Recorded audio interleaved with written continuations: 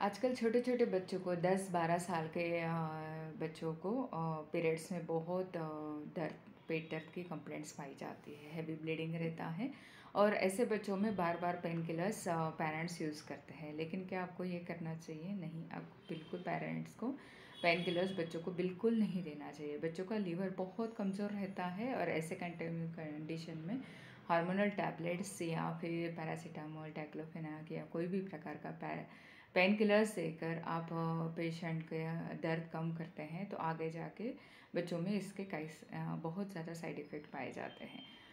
बच्चों में या बड़ों में पीरियड्स बहुत ज़्यादा हैवी ब्लीडिंग है या फिर इरेगुलर मेंसेस है या फिर पीसीओडी हो, छोटी-छोटी 10-15 साल के बच्चे या फिर 20 साल के टीनेजर्स लड़कियां हमारे यहाँ आते हैं जिनको कि पीसीओडी रहता है, यानी अंडाशय में पानी की गठानें पाई जाती हैं।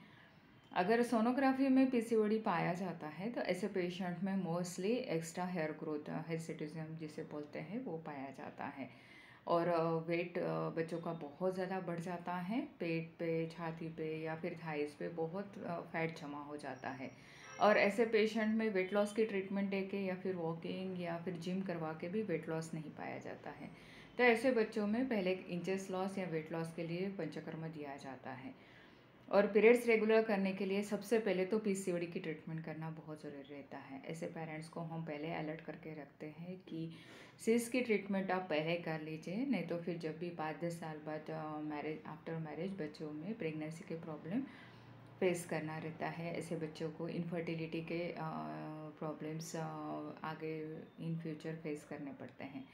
तो इसके लिए सिंपल 1, 2 या 3 महीने की हर्बल मेडिसिन दी जाती हैं। 10 से 15-20 दिन का पंचकर्म किया जाता है। ये इतना सिंपल रहता है, पेनलेस ट्रीटमेंट रहता है जिससे बच्चे को कुछ तकलीफ भी नहीं होता है और इन फ्यूचर मेनोपॉज़ल तक फिर से सिस्ट या फाइब्रॉइड्स बच्चों में पाया भी नहीं जाता है। मेंसेस भी इससे रेगुलर हो जाते हैं।